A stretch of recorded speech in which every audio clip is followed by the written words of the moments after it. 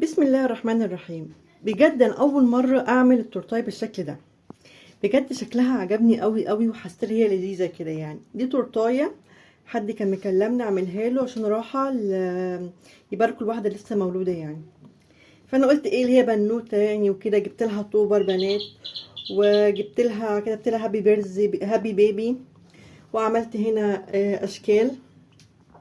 يا ريت بقى يا جماعه نخش كده نشوف الفيديو ايه. ولو يعني تفضلتوا خشوا اعملوا لي اللايك والاشتراك في القناه، وقولوا لي رايكم ايه في التورته ديت بعد ما تشوفوا الفيديو. يلا بينا نشوف الفيديو القمر ده. النهارده عملت السبونج الخمسه بيضه اللي انا عاملاه قبل كده معاكم. مقدارين مع بعض، حطاه في صاج في صينيه لوحدها. تقريبا دي مقاس 30 في 30 في 30 تقريبا يعني. دي مقاس 30 في 30. بصوا يا جماعه السبونج حلو ازاي وطري. طبعا ما بحبش اطول عليكي واعمل السبونج تاني. انا كنت عاملاه في فيديو لوحده في القناه عندي. يا ريت اللي عايز يخش يشوف الفيديو يخش يشوفه يعني ايه، ويشوف انا عملت ازاي السبونج ده. تبقى بص التورته عامله ازاي، هشه جدا جدا وما شاء الله ارتفاعها حلو قوي. انا بقى كل اللي انا هعمله هقسم التورته ديت 3 طبقات. هعملها 3 طبقات متساويه. انا كده قطعت التورته بتاعت 3 طبقات، وهي كانت مطلوبه مني 30 في 30. انا لقيتها الصاج دوت كان 30 في 37. فانا قصيت من الجناب شويه وقطعت اهوت الاسبونج بتاعي 3 طبقات. انا دلوقتي بقى هجيب القاعده بتاعتي ونشوف هنزوقها ازاي. ورجعت تاني حطيت القاعده بتاعت التورته اهيت، وحطيت فيها الشوكولاته والفانيليا. انا هنا عندي كريم جانتيه شوكولاته لناحيه الشوكولاته، ودي كريم جانتيه فانيليا للي هيبقى ابيض. انا لزقت التورته كده في القاعده. هعمل ايه في البني كده، هعمل كريم جانتيه بني. يا جماعه اللي ما عندوش قمع مش مشكله خالص، يعني انا دلوقتي هعمل قدامكم من غير قمع. بصوا وهساوي بالمعلقه. انا طبعا مش بحب اطول عليكم الفيديوهات عشان الناس اللي بتشوفني من الباقه، ما اطولش عليكم اول فيديوهات يعني. ايه بحب اقول لكم ايه المختصر بتاع الفيديو يعني. اهو شايفين يعني السبونج احنا عملنا قبل كده مع بعض كتير. الكريمه عارفه احنا بنضربها ازاي. عايزه اقول لكم يا جماعه ان انا اول مره اعمل تورته نص فانيليا ونص شوكولاته قدامكم صراحه يعني.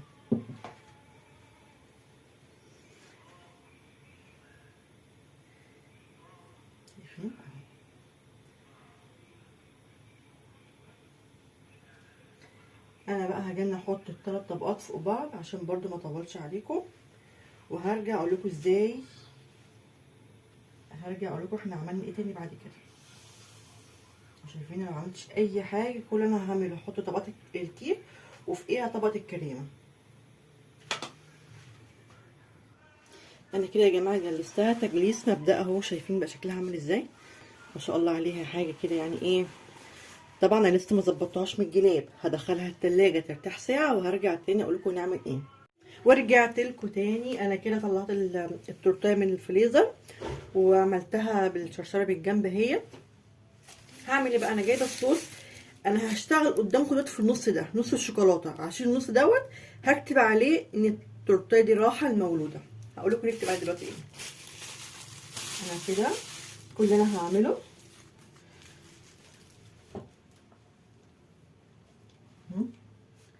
زي ما احنا متعودين كده اهي.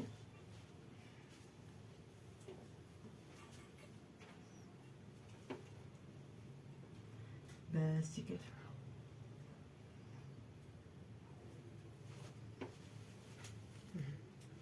بصوا بس ايه، نظبط دي ما فيهاش.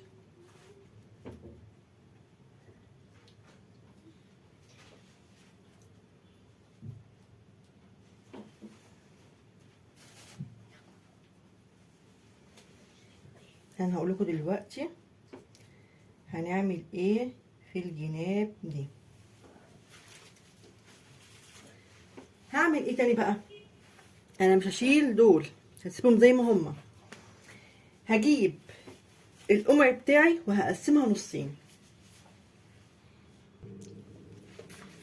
هزوقها قدامكم ازاي. بصوا يا جماعه، زي ما احنا متفقين كده بنعمل ايه، صغيره.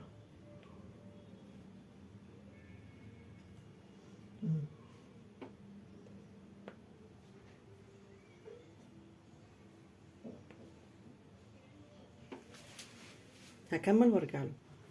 انا كده قسمتها، قسمت دي 2 ودي مش هقسمها عشان دي هكتب عليها بالحروف. انا هنا جايبه مربى حليب، سيحتها بحبه ميه دافيه. كل اللي انا هعمله نحطها مثلا هنا اهو في اي حته.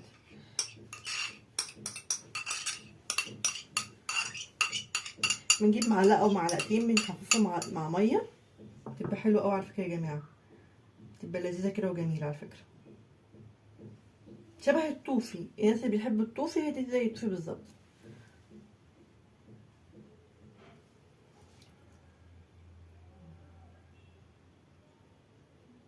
بصوا، بس انا شايفه ان احنا ايه، اسيح لها حبه كمان عشان يبقى شكلها احلى.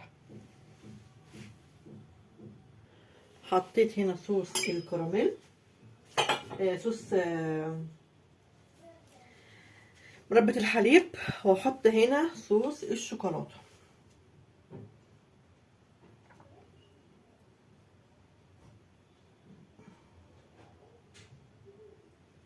شايفين يا جماعه الصوص نزل تحفه بجد.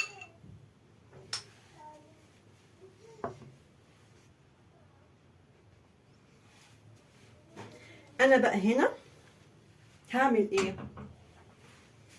طبعا هسيب دي تهدى خالص، مش هاجي ناحيتها دلوقتي عشان اقول لكم هنزوقها ازاي. ماشي. هنا بقى انا هسيح شوكولاته بيضه، واحط عليها سنه لون بامبا عشان عايزه اخلي الجزء ده لونه بامبا. انا دلوقتي حطيتها في التلاجة شويه، وعملت بقى الشوكولاته البيضه ولونتها احمر عشان ايه، احطها كده في الجناب.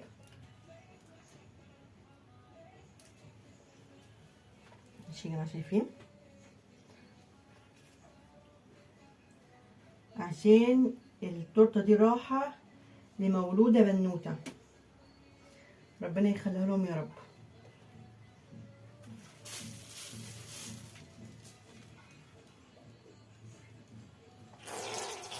شايفين يا جماعه؟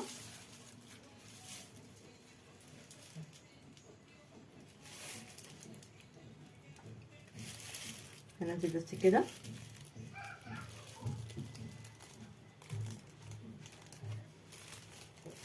جميله جميله.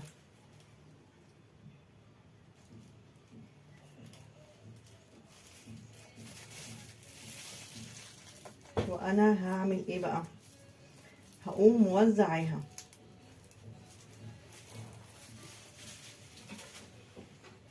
طبعا عشان الشوكولاته سايحه لسه هتبقى متوزعه بسهوله.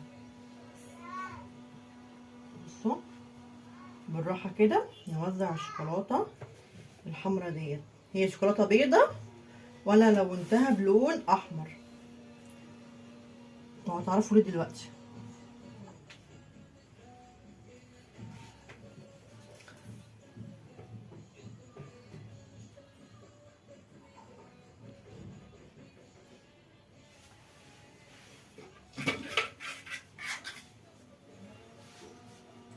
نشوفها لسه عايزه،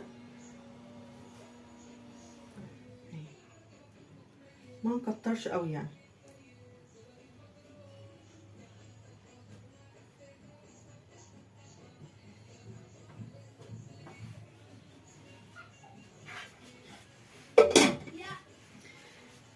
بس كده.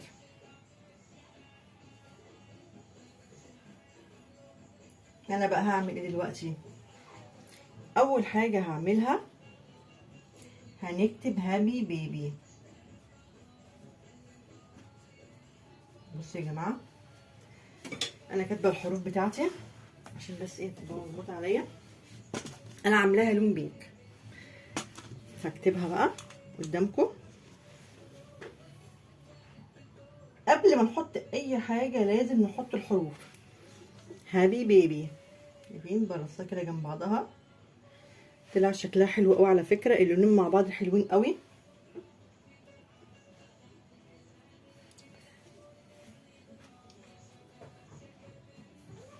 هابي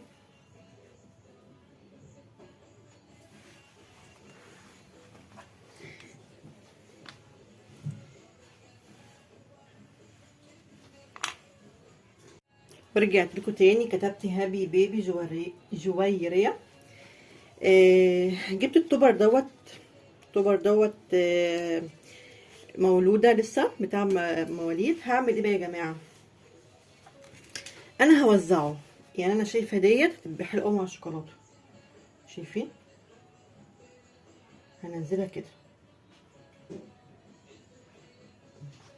ماشي. وهنا ديت شايفاها تبقى حلوة قوي مع مربى الحليب. هنا بقى عندي ايه؟ هنا نحط هنا فستان ماشي، ونحط هنا الببرونه بتاعتها، البفت بيقولوا عليها برضو كده اهي. ونحط النونه فين بقى؟ انا عايزه احطها هنا اهو، بحطها هنا اهو.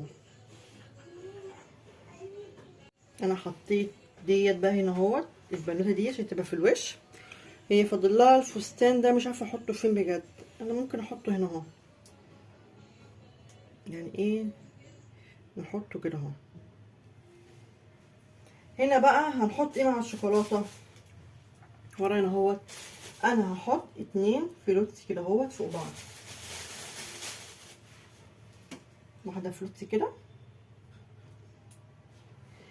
التانية هي مش باينه اهي ماشي.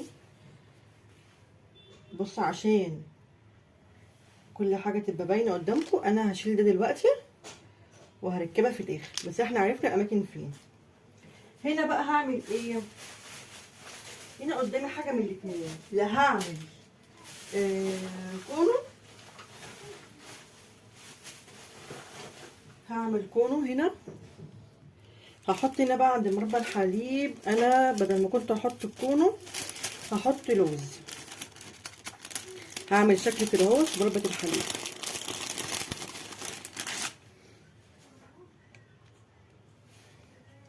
بصوا كده 4 وحدات اهو كده اهو، وكده اهو، شايفين؟ هحط بقية النص هنا.